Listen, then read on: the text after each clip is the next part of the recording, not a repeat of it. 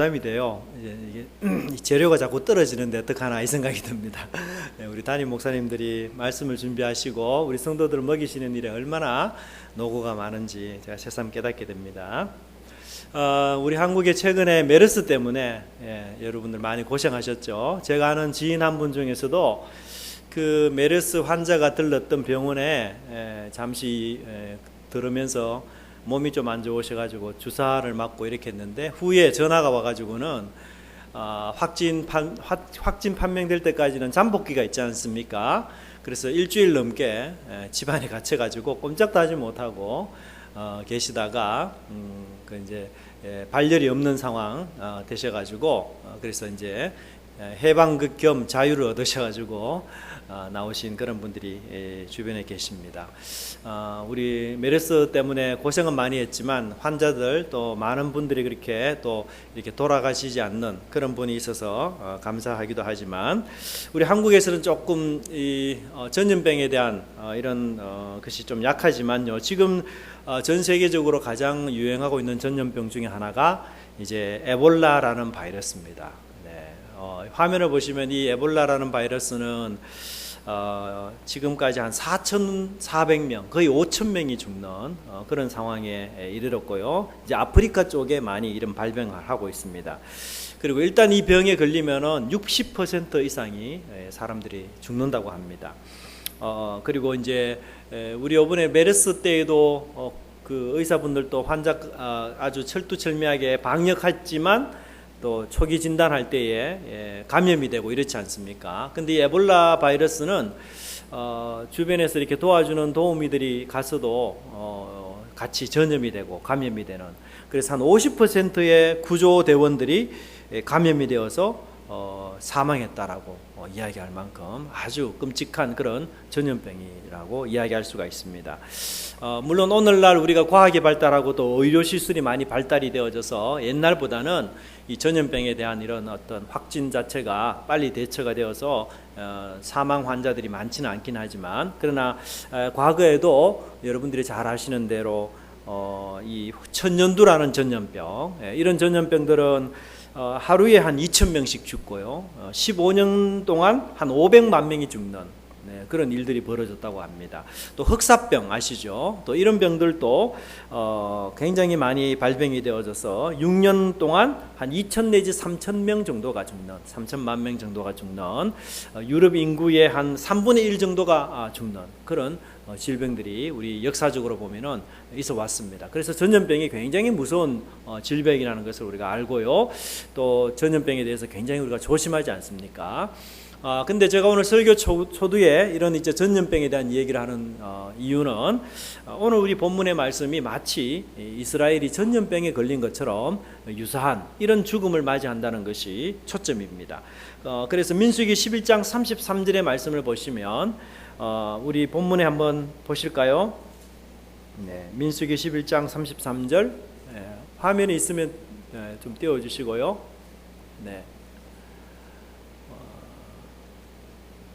있습니까? 네, 없구나. 예, 죄송합니다. 그러면 33절 한번 읽어보겠습니다. 11장 33절. 고기가 아직 이 사이에 있어 씹히기 전에 여호와께서 백성에게 대하여 진노하사 심히 큰 재앙으로 치셨으므로, 너무나 많은 백성들이 한꺼번에 죽는 이런 불상사가 발생을 했습니다. 그래서 이 장소를 기브롯 핫다와, 즉 탐욕의 장소다, 이렇게 명칭을 붙였습니다. 이스라엘 백성들이 이토록 한 번에 하나님의 엄청난 재앙으로 그들을 많이 죽이신 그런 궁극적인 이유가 뭔가 하면 불평 때문이었습니다. 여러분, 우리는 불평을 굉장히 사소하게 여깁니다. 우리는 늘 평소에 자주 불평하기 때문에.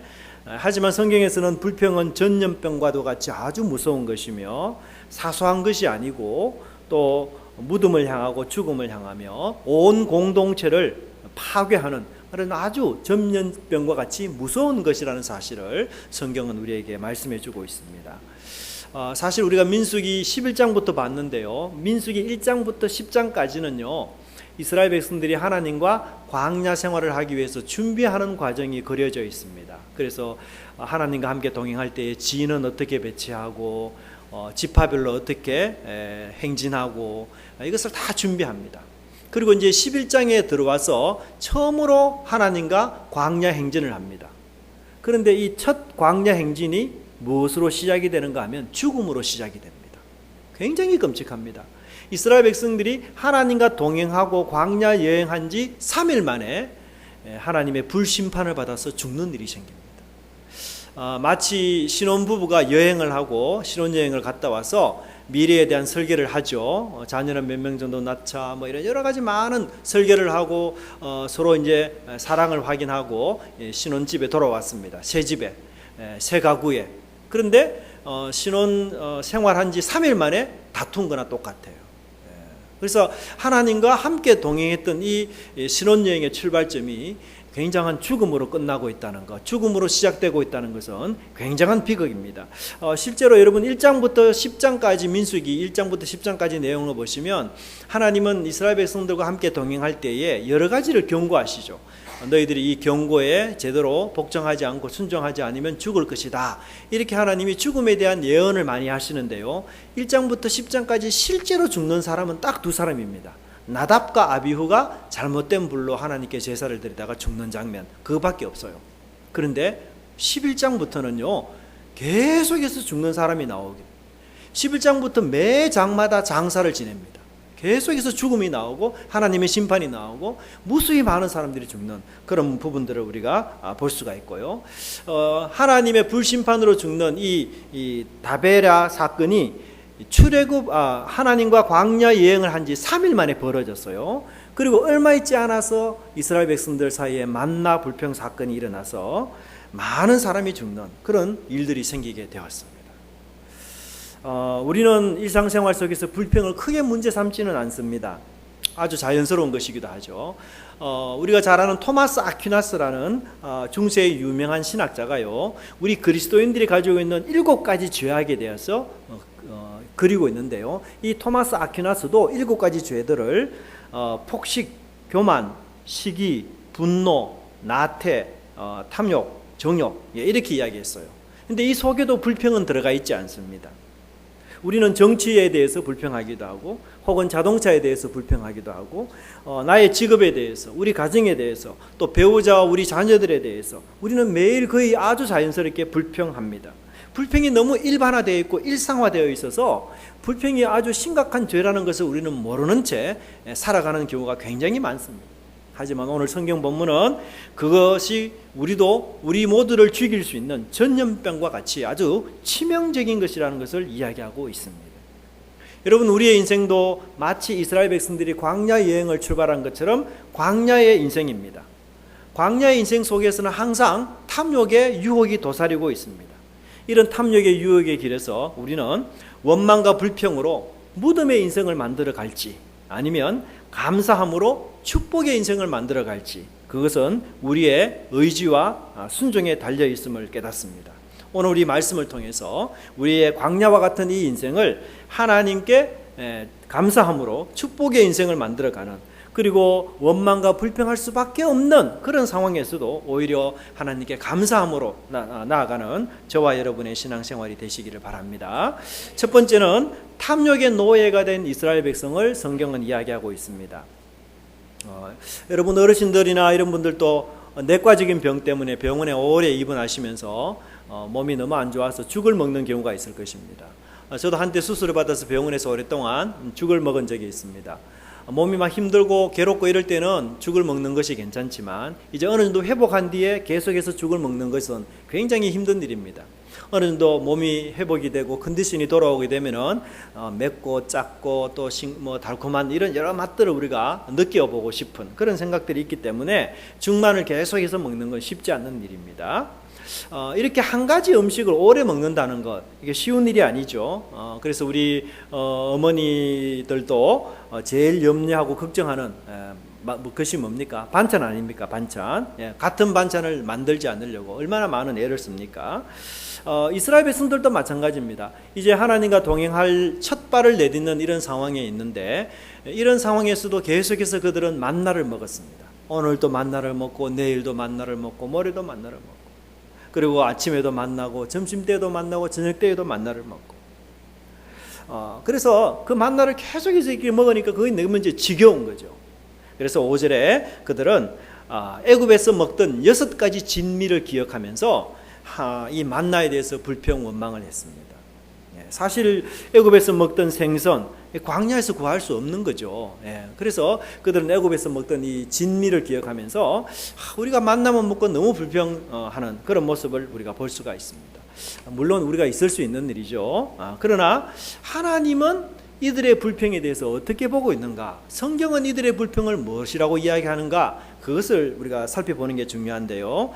4절의 말씀을 자세히 보시면 여기서 우리는 두 단어를 잘 살펴보아야 됩니다.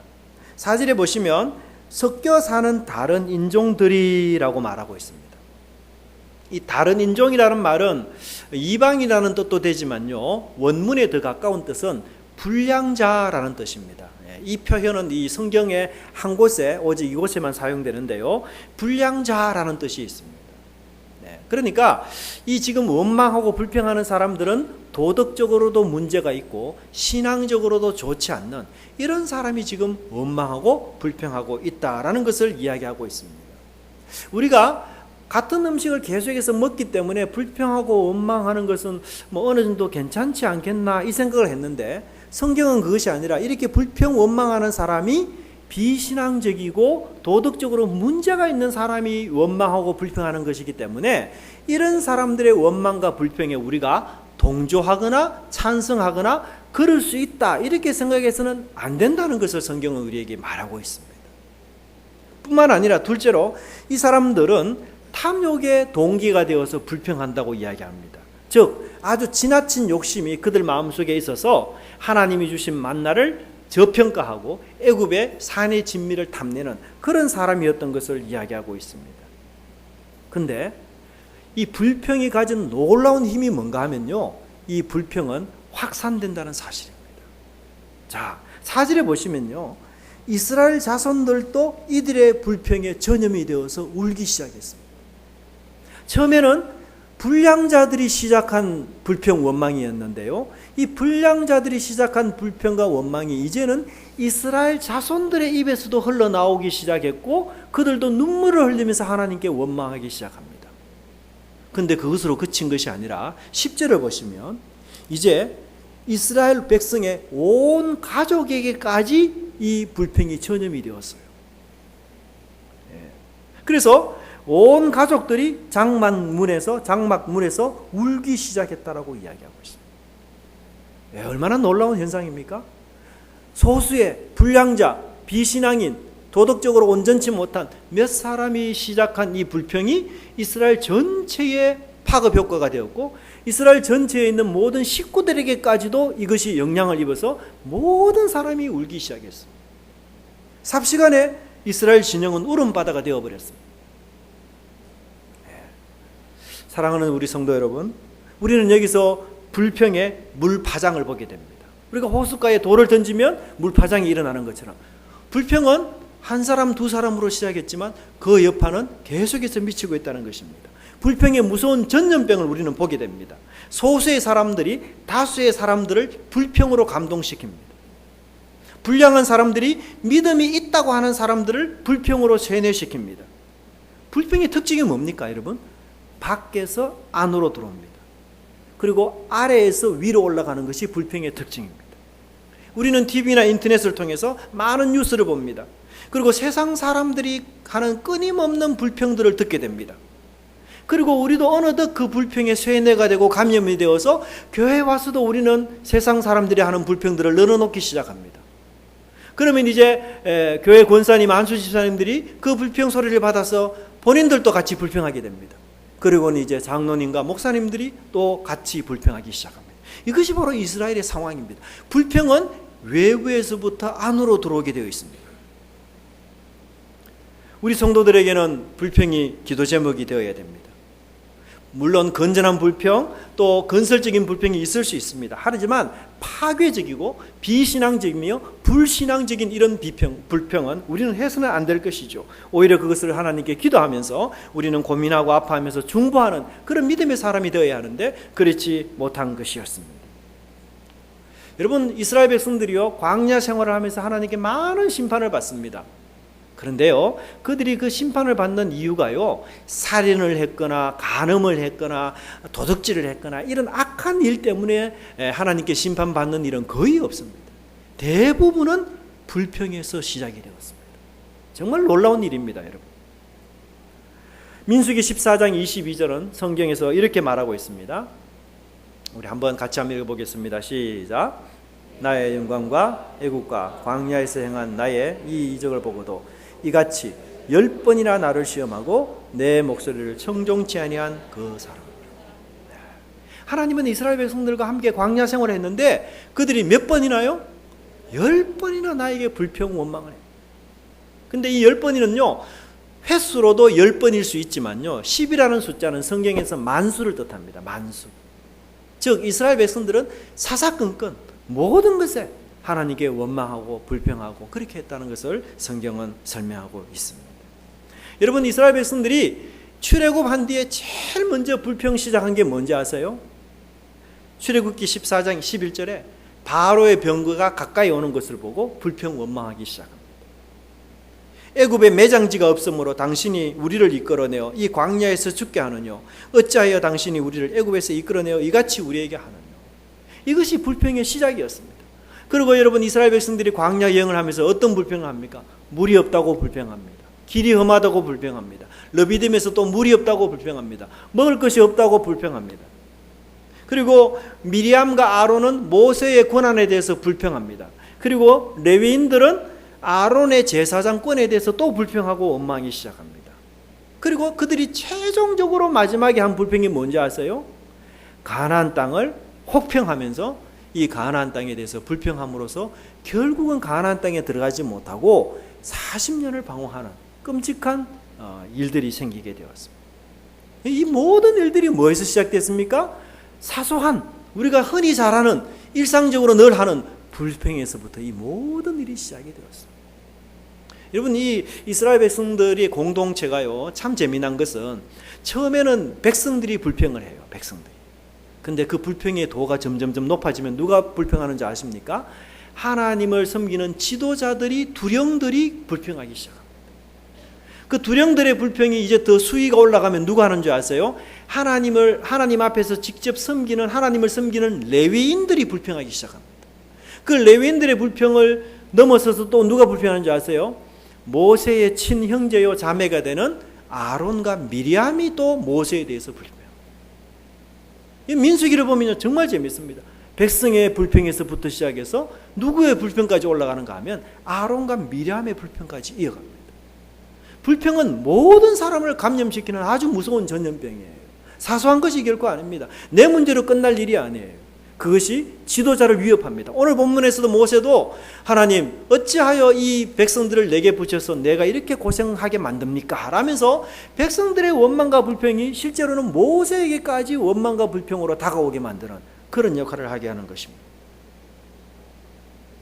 여러분, 이 모든 불평과 원망은 사실은 모세에게 하는 것이 아니라 하나님께 하는 것이라고 성경은 말하고 있어요. 여러분, 모세의 지도력이 잘못되었거나 모세가 이스라엘 백성들을 잘못된 길로 인도했거나 그것 때문에 이스라엘 백성이 한 게 아니에요. 하나님은 이스라엘 백성들의 모든 원망과 불평을 들으시고 그들에게 어떤 결론을 내리셨는가? 27절의 말씀에 보시면 한번 읽어보겠습니다. 시작.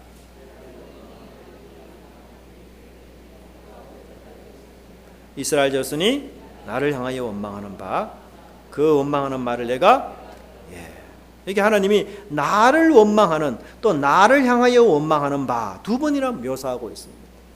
이스라엘 백성들이 모세를 향해서 원망하지만 실제로 그 원망과 불평은 누구를 향한 것이라고요? 하나님에 대한 것이었음을 성경은 말하고 있습니다. 여러분, 불평은요 굉장히 왜곡된 시각을 갖게 만듭니다. 불평은 세 가지 특징이 있습니다. 따라합시다. 과거를 미화시키고, 현재 하나님의 은혜를 무시하며, 미래의 소망을 갖지 못하게 한다. 네.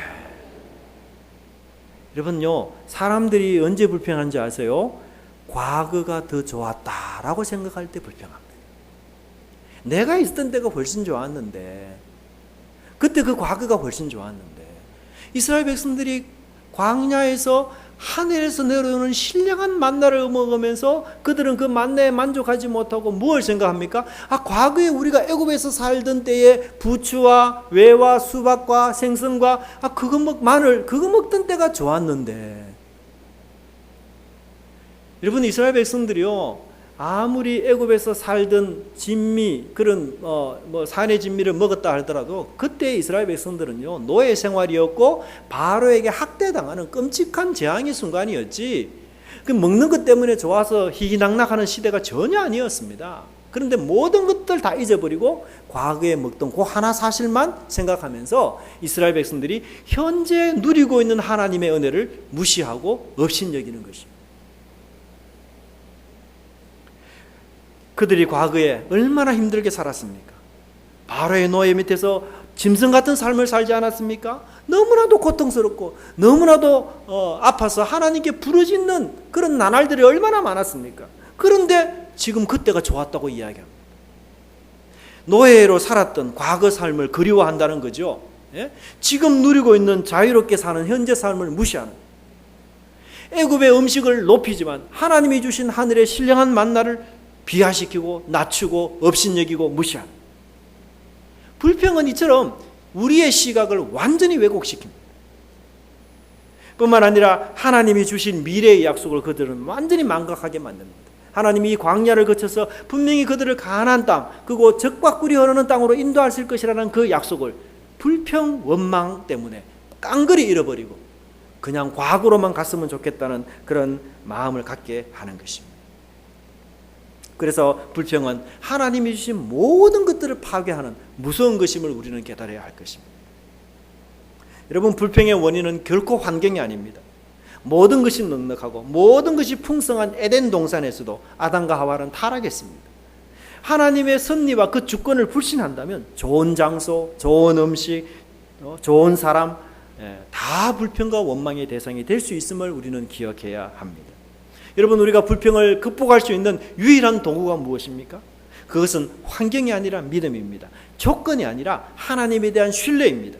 그분의 주권과 통치를 믿고 받아들일 때 우리는 감사함과 찬송으로 하나님을 높일 수가 있는 것입니다. 여러분, 불평에 매수된 이 사람들이 더 나아가서 5절에는 너무나도 극단적인 발언을 합니다. 그들이 어떤 발언을 합니까? 애굽으로 돌아가고 싶다. 우리가요, 부부 사이가 안 좋아서 부부싸움 하더라도 금기어가 있죠. 해서는 안 될 말. 그죠? 부모 자식 간에 아무리 관계가 안 좋아도 자녀가 부모에게 혹은 부모가 자녀에게 해서는 안 될 말이 있죠. 금기어가 있습니다. 아유, 내가 왜 당신하고 결혼했을까? 그런 말을 하면 안 되죠. 예? 아유, 어머니 아버지 왜 저를 낳았습니까? 이런 말 하면 안 됩니다, 자녀들이. 그런데 오늘 이스라엘 백성들이 불평과 원망에 빠져서 어떤 말을 합니까? 야, 나 애굽에 돌아오고 싶다. 얼마나 하나님 마음을 아프게 하는 말입니까? 애굽으로 돌아가고, 하나님 왜 우리 출애굽시켰습니까? 저 애굽으로 돌아가게 해주세요. 그런 말과 조금도 다를 바가 없는 거예요. 그들은 하나님의 백성이라는 정체성을 애굽의 한갓 음식의 매력에 빠져서 팔려고 합니다. 하나님의 백성이라는 거룩한 정체성을 내던져버리고 차라리 애굽에서 노예로 있을 때 먹던 음식, 나는 그게 더 좋아.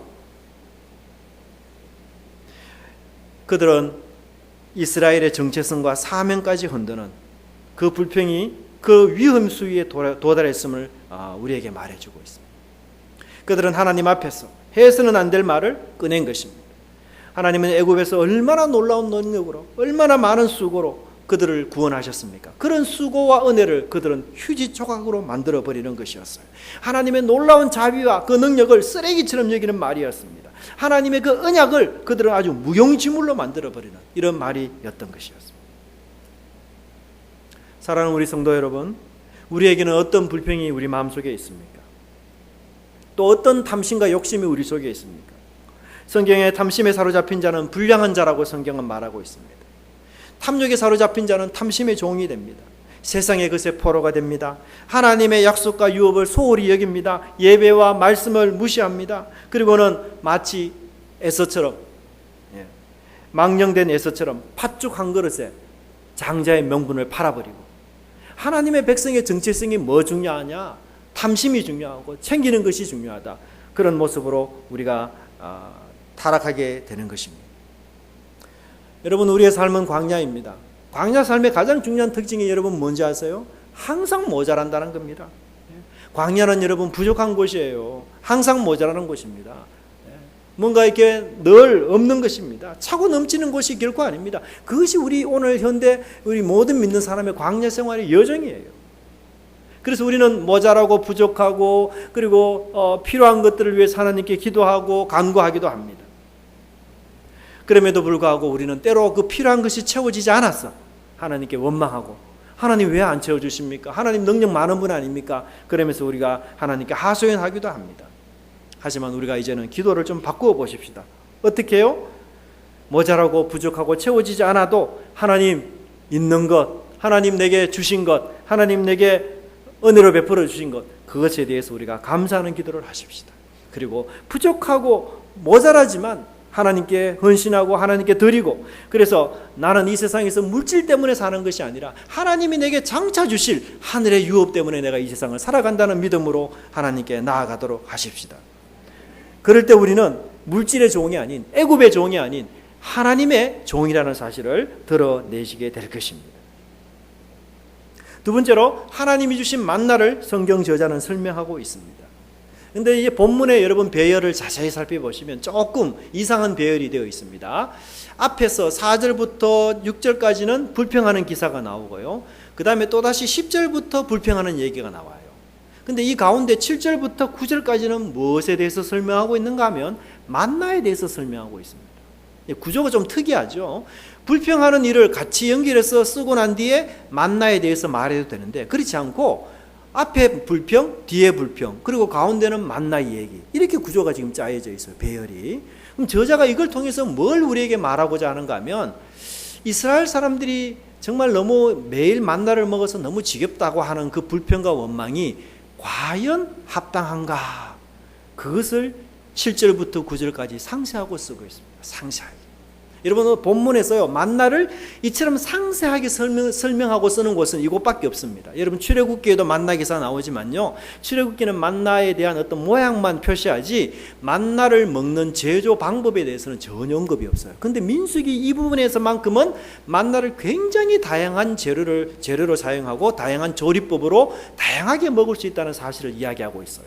그리고 이것은 만나 먹는 것을 불평하는 이스라엘과 대조시키고 있습니다.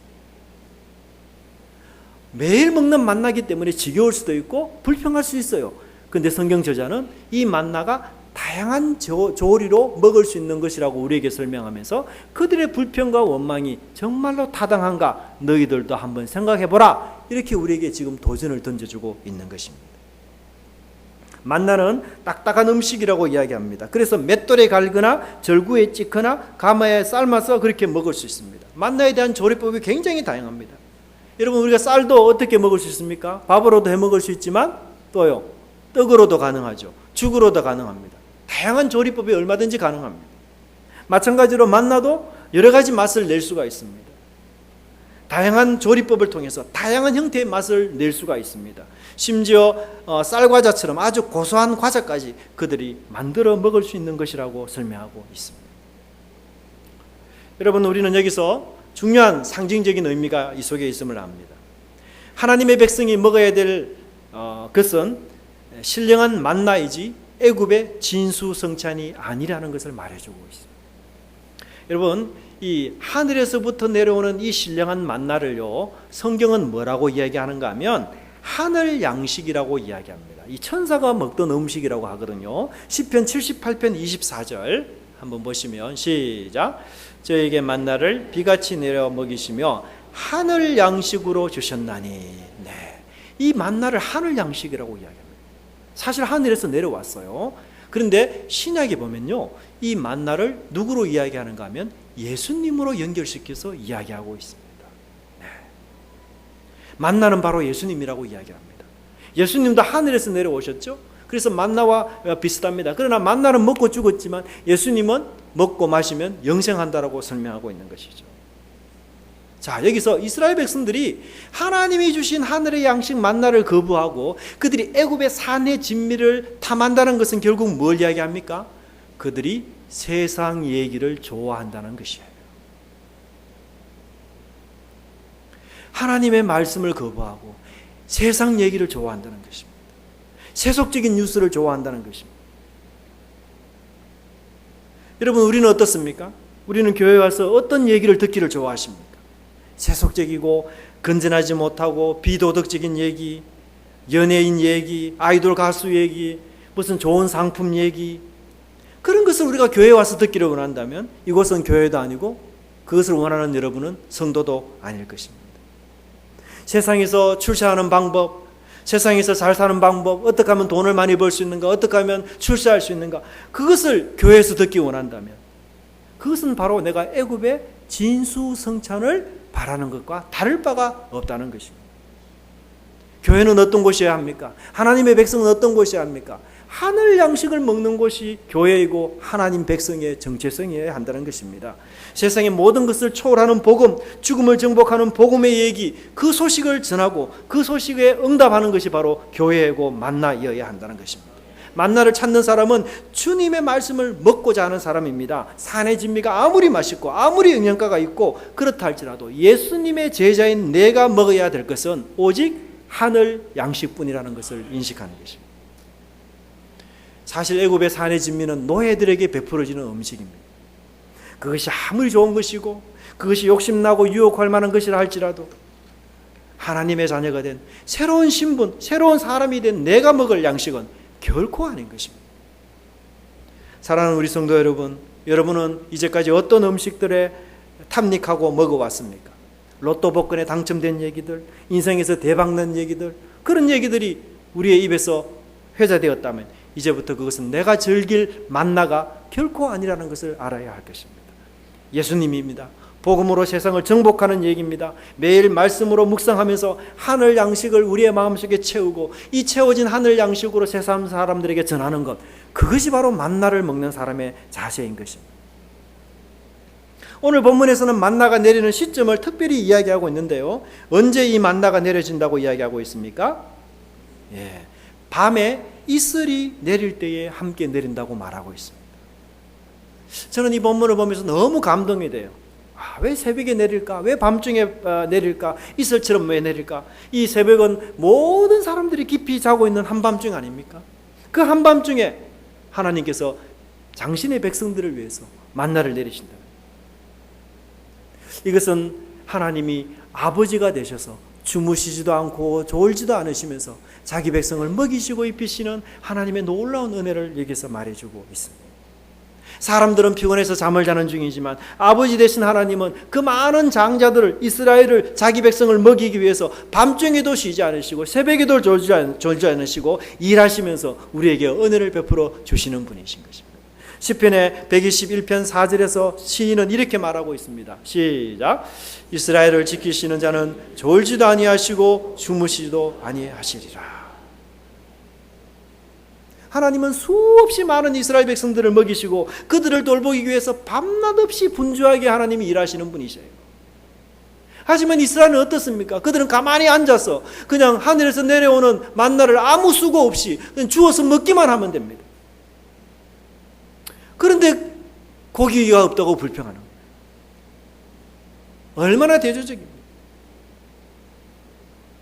하나님은 새벽도 주무시지 않으면서 이스라엘 백성들을 위해서 먹이시는데 그 하나님의 수고를 그들은 조금도 알지 못한 채 편히 앉아서 먹으면서 고기가 없니 불평하고 원망하는 그들의 모습이 하나님의 열심과 얼마나 대조를 이루고 있느냐는 것입니다.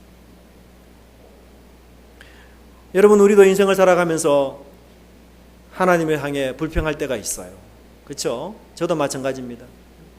하나님을 향해 불평하지 않는 사람 아무도 없을 겁니다. 거의. 그러나 우리가 하나님을 향해 불평 원망을 하려고 할 때마다 이 본문을 생각하십시다. 이스라엘을 지키시는 자는 졸지도 아니하시고 주무시도 아니하시나니라.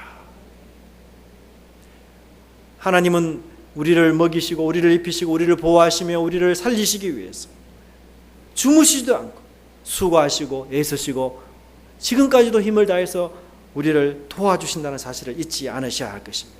우리는 잠을 잘지라도 그분은 주무시지 않습니다. 우리는 졸지라도 그분은 깨어 있습니다.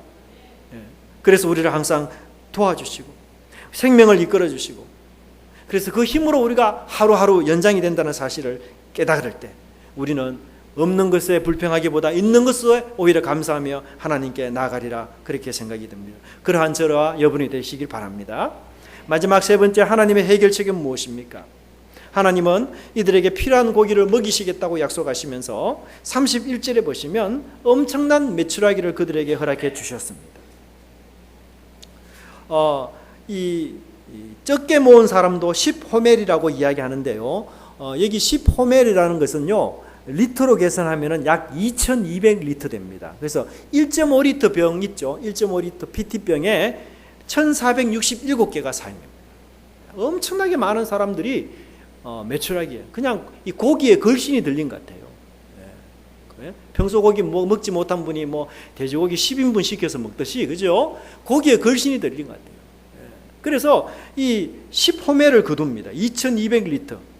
1.5리터 PT병으로 1467개를. 많이 거둔 사람은 3940리터까지 거둬요.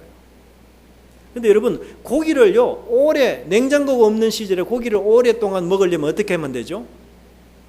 말려야 되죠. 그래서 이스라엘 백성들이 이 고기를 오랫동안 한 달 내내 먹기 위해서 말리기 시작합니다. 진 사면에 다 펴두어서 막 고기를 말려, 육포로 해가지고. 그래서 가지고 다니면서 필요할 때만 꺼내 먹으려고. 근데 여러분, 이스라엘 백성들에게 하나님이 만나를 주면서 훈련시킨 내용이 뭡니까? 매일 거두는 게 만나의 중요한 원칙입니다. 만나는요, 보관해서 먹을 수 있는 게 아니에요. 보관하면은 바로 뭐예요? 썩어버리고 벌레가 생겨서 못 먹게 됩니다. 이게 만나의 원칙입니다. 근데 이스라엘 백성들이 메추라기를 보자마자 만나 거두는 원칙을 다 무시해버립니다. 오랜만에 특식을 보니까 눈이 뒤집혀 버린 거예요. 이제 인간의 욕심만 남았어요. 욕심만. 많이 거두어 가지고 많이 말려 놓아서 많이 가지는 게 장땡이다. 이 만나가 언제 올지 모르니까, 메추라기가 언제 내려올지 모르니까 그들이 만나를 매일매일 조금씩 거두면서 내일도 하나님을 의지하고 모레도 하나님을 의지하고 이런 훈련을 받던 그들이 메추라기를 보자 만나에 대한 원리를 그들이 다 잊어버려요. 메추라기를 만나자 그들은 태도가 달라지고 생각이 바뀌었습니다. 하나님을 신뢰하지 못합니다. 그리고 욕심을 채우기 시작합니다. 오랜만에 먹는 특식이고 별미 때문에 눈이 뒤집혀 버렸습니다. 그리고 메추라기를 먹는 일에는 절제도 믿음도 필요 없이 약속도 필요 없고 동물적인 본능만 남아 있었습니다. 최대한 많이 거두고 그래서 많이 남기고 보관하는 것, 그것을 위해서 그는 필사적으로 달려들었습니다. 여러분, 탐욕과 불평으로 얼룩진 마지막의 종착점은 뭡니까? 말씀도 잊어버리는 것이에요. 그리고 끝내는 하나님의 심판을 받는 것입니다. 그들은 고기를 이 사이에 씹히기도 전에, 고기 맛을 느끼기도 전에 하나님은 그들을 큰 재앙으로 치셔서 모두 죽이고 말았습니다. 탐욕이, 불평이, 그리고 하나님의 말씀을 버린 그런 종말이었고 재앙이었던 것이었습니다. 사랑하는 우리 성도 여러분, 우리 예수님은 사람이 떡으로만 살 것이 아니라 하나님의 입에 나오는 말씀으로 산다라고 말씀하셨습니다. 그리고 예수님은 광야에서 40일을 금식하시고 가장 배가 고픈 그 순간에도 떡과 말씀의 순서를 바꾸지 않으셨습니다. 본질과 비본질을 바꾸지 않았습니다. 애굽의 산의 진미 때문에 하나님의 아들이라는 거룩한 신분을 내팽개치지 않았습니다. 인생의 목표와 목적이 무엇인지를 예수님은 결코 잃어버리지 않고 가장 중요한 것이 무엇인지 그는 그 순간에조차도 굳게 찾았던 것을 우리는 알 수가 있습니다. 사랑하는 성도 여러분, 탐욕에 대한 유혹, 불평에 대한 유혹, 광야 삶 곳곳에 도사리고 있습니다. 그럴 때마다 우리가 오늘 이 본문을 기억하면서 탐욕의 결과는 무덤으로 나가는 것, 불평의 결과는 무덤으로 나가는 것이며 말씀을 버리는 것임을 꼭 기억하고, 그래서 광야와 같은 이 인생길에서 하나님에 대한 신뢰와 믿음을 더욱 쌓음으로써 감사함으로 믿음의 정로를 걷고 하나님의 축복을 받는 저와 여러분의 삶이 되기를 간절히 바랍니다. 기도하겠습니다. 사랑의 하나님 아버지, 감사합니다. 저희들에게 귀한 은혜를